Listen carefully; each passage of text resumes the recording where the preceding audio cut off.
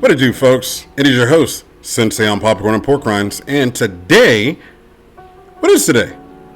Today is me sitting in front of the camera and just rambling, maybe, sort of, kind of. So what are we going to talk about? We're going to talk about life.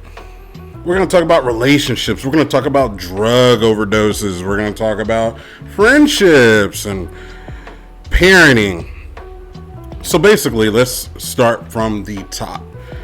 Life happens, and I'm in that situation right now, and I'm just trying to figure it out.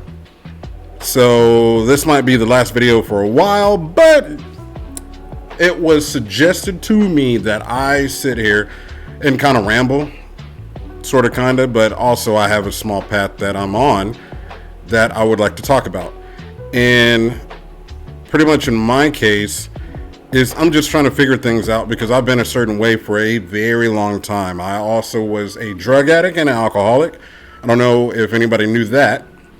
I also was a person that had a drug overdose a couple of years ago before I moved back to Texas after I've been gone for over 20 years.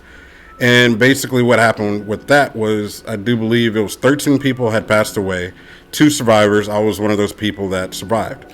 I was driving the car, I drove off into a ditch, and I was found. My heart stopped beating. It was fentanyl. So we have the fact that I was doing, and it was laced with fentanyl, and an alcoholic, and just a person that was very angry for a very long time. And you can imagine the toll that put on anybody that was around me, friends, family, relationships. I was just a terror, and I've burned a lot of bridges.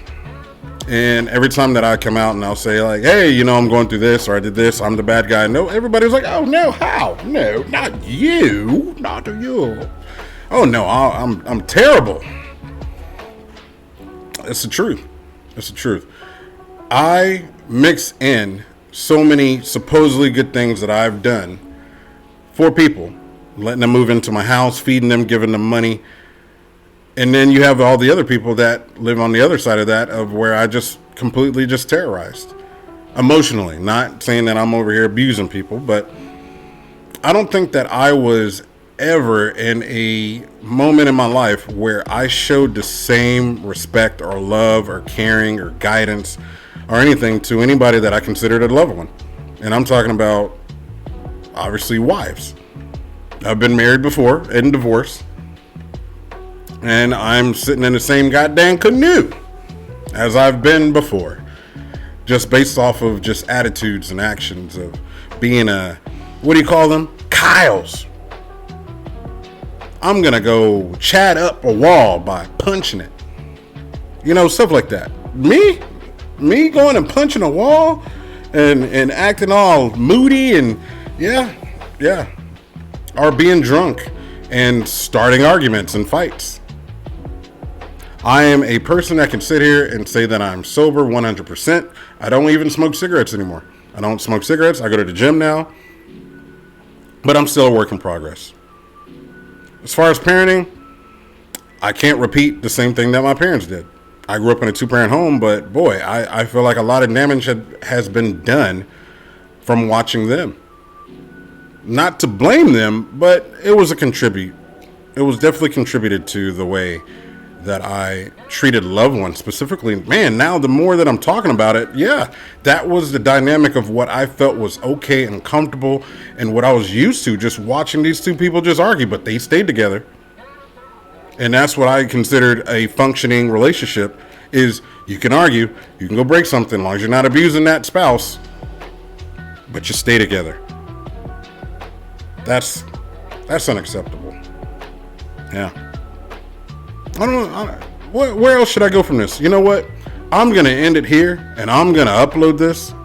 And if people want to go down whatever path with me, feel free to comment. Tell me what a POS I am. Tell me that I have progressed and I've shown that I can change. Or just don't say anything. But this is an open forum and a window into my life of where I'm at now. Yeah. I am drug free, I am alcohol free, I am cigarette free, and now I just need to tie it all into a bow now. How did I stop cold turkey? I said I'm not doing it anymore, and I stopped. That's how I did it. Because I wanted to. I needed to, actually.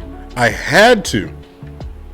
And those things drove me to quit them after over 20 years of doing it. So imagine the mental state that I have put myself through to get to where I'm at now. Now I just need to figure out how to love. Whew. I'm out of here. Y'all take care. Peace.